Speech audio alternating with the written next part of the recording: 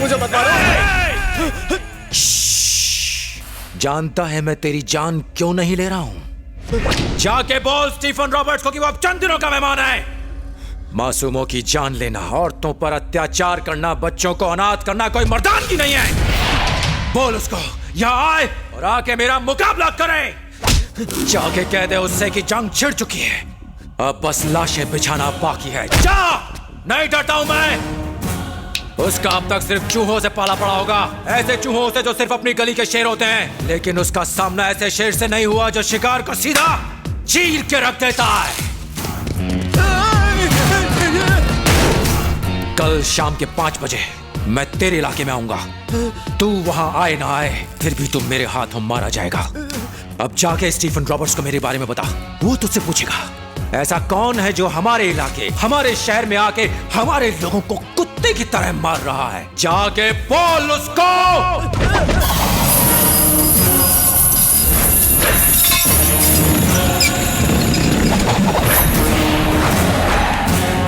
उसका काल आ गया है। Rebel, rebel, rebel, rebel. भाई क्या बोलता है, क्या धुलाई करता है, जो भी करता है ठोक बजा के करता है। कहां मिलेगा वो?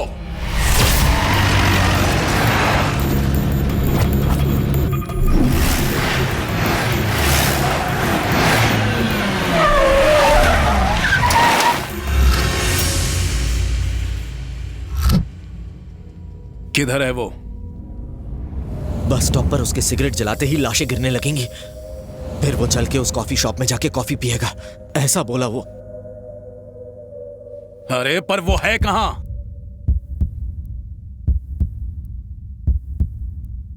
सिग्नल मिल गया, वो आ गया भाई।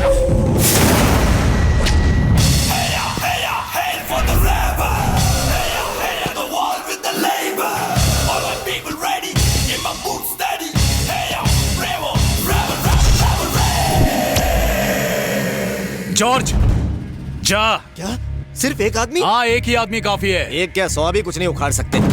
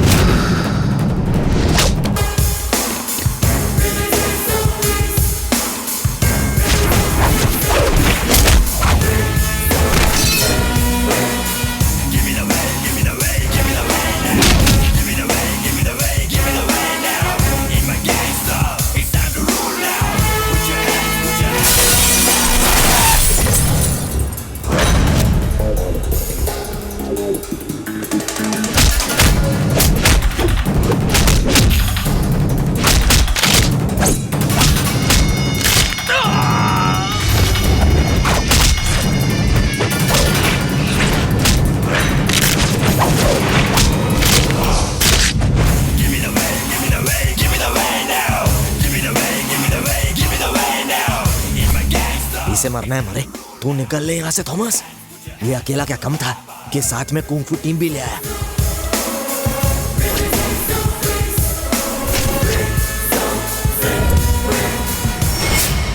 हे, गन निकाल और खून डाल साले।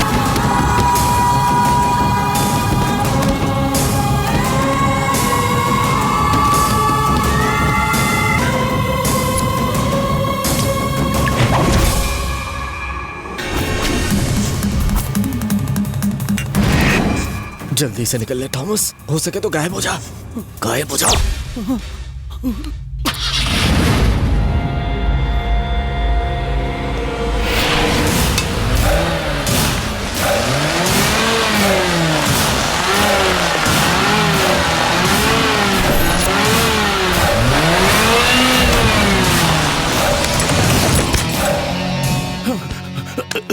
सर, गलती हो गई सर, माफ कर दीजिए मुझे सर। जाएंगे। भाई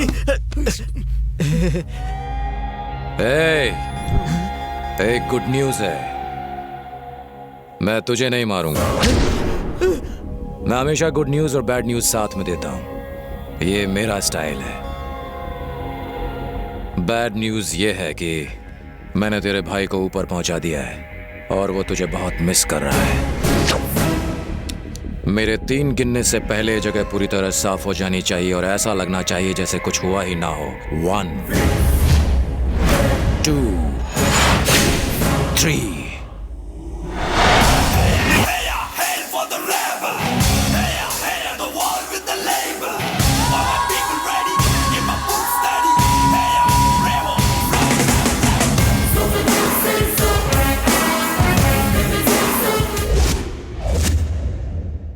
बताओ तुम कौन हो?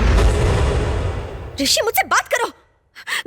ऋषि, कुछ पूछ रही हूँ, बताओ मुझे। मैं बताता हूँ, वो कुछ नहीं बोलेंगे।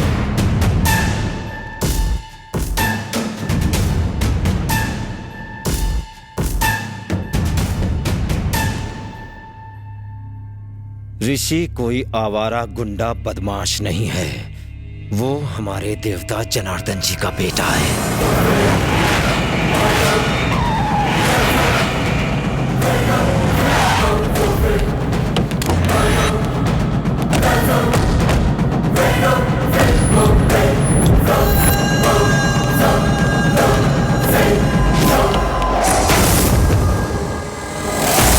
मालिक आ गए। भैया चलो अंदर चलते हैं।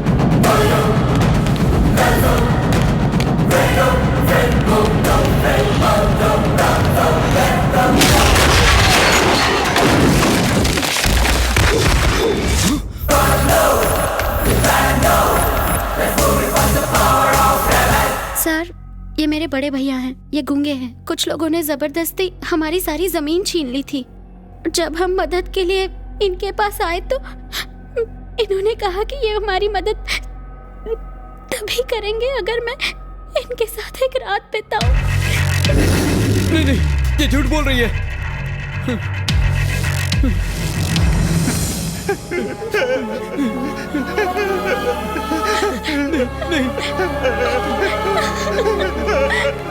सर, ये तो आपका भतीजा है ना? तो क्या हुआ? जयराम! हाँ भैया। तुम्हारे बेटे ने अपराध किया है, इसे छोड़ देना चाहिए। बिल्कुल नहीं छोड़ना चाहिए। रुको, सुन लिया ना कमिश्नर? चाहे ये मेरा घर वाला हो या फिर कोई बाहर वाला आदमी हो, अपराध करने वाले को सजा मिलनी ही चाहिए। राजू! जी मालिक। ये मेरे घर में क्या, हमारे गांव तक में नहीं रह सकता। इसकी काली छाया को यहां से दूर कर दो। तुझे अगर आसपास कहीं भी देखा तो तेरा खेल खत्म।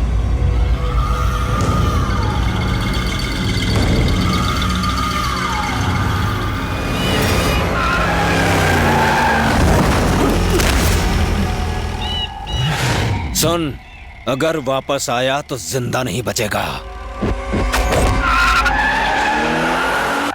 भाभी, भैया आ रहे हैं। भाभी, भाभी। जयराम, शक्ति ने ऐसा क्यों किया? मेरी तो किस्मत ही फूटी है। उसके पैदा होते ही मेरी पत्नी की मौत हो गई। आज के बाद मेरा कोई बेटा नहीं है। भाभी, भैया बहुत गुस्से में है।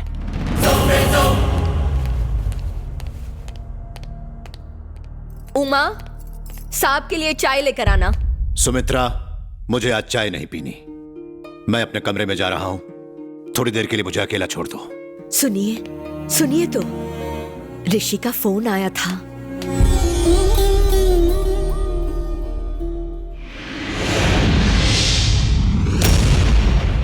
आप सभी को मेरा नमस्कार। नमस्ते सेठ जी। नमस्ते सेठ जी। नमस्ते सेठ जी। नमस्ते सेठ जी। आप सबके पास मेरे बेटे की जन्म कुंडली है। मेरा बेटा मुझसे बिल्कुल अलग है। उसकी परवरिश इस माहौल से बिल्कुल दूर की गई है। वो एक निहायत ही शरीफ लड़का है। मैंने उसे खून खराबे की इस दुनिया से दूर रखते हुए उसकी सारी पढ़ाई लिखाई बेंगलोर में करवाई है। हाँ, अब बताइए कि उसकी कुंडली में क्या लिखा है?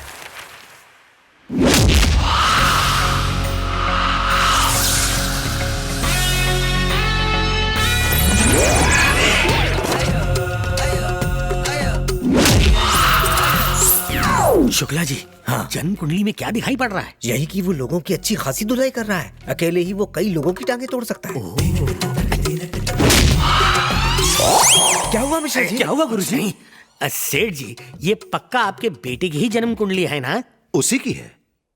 क्यों, कुंडली में कोई दोष है पंडित जी? अब बिल्कुल नहीं। आपने जो बताया और जो कुंडली में दिख रहा है उसमें जमीन आसमान का अंतर है। आपका मतलब क्या है? एक बात बताइए, क्या आपका बेटा बहुत संगीत सुनता है? हाँ, सुनता तो है। वो दिन भर कानों में हेडफोन्स पहन के संगीत साधना में डूबा रहता है। ओहो। हाँ, लेकिन वो सिर्फ शास्त्रीय संगीत ही सुनता है। ओहो, संगीत से तो बड़े बड़े पत्थर भी पिघल जाते हैं, लेकिन पत्थर संगीत हरगिज नहीं सीख सकता। क्यों, सही कहा ना छोटे? कुछ सुनाई नहीं दिया मिश्रा जी। अच्छा है। कोई उलझन है क्या? सेठ जी, आपके बेटे को किसी से प्रेम हो? वो आजकल के बच्चों से बिल्कुल अलग है। ओह, I love you. I love you. A Rishi, I love you. I love you, love you, love you, love you, love you. सेठ जी, क्या आपका बेटा लड़कियों के बहुत करीब रहता है? ये आप क्या कह रहे हैं? मैंने बताया ना, वो आजकल के लड़कों जैसा नहीं है। फिर ये लड़की वड़की का तो सवाल ही नहीं उठता। Extremely sorry sir. लड़कियों के नजदीक रहने के लिए प्यार करने की क्या जरूरत? जेब में पैसा हो तो सीधा लड़की बगल में। प्यार में यहाँ वहाँ छूने को भी मिल जाता है। अब तेरे कान काम करने लग गए। पंडित जी, जी? ये बताइए कि उसकी शादी जिस लड़की से होगी वो कैसी होगी? जब लड़का ही लफंगा है तो शादी भी किसी लफंगे से होगी। कुछ कहा? कुछ नहीं, कुछ नहीं। सेठ जी, वो अपने सास ससुर का बहुत ख्याल रखेगी। एकदम सुंदर, सुशील, नेक, सीधी सादी, बड़ों का मान। इतनी सारी लड़कियां क्यों? अरे ये कम अकल नकचड़ा फिर बोला। सेठ जी, हम पहले से ही बहुत उलझे हुए हैं और उलझाइए मत। हमने ये कहा कि एक लड़की में ये सारे गुण मौजूद होंगे। आप अपनी नाक का ख्याल रखिए, हमारी नाक में दम मत कीजिए।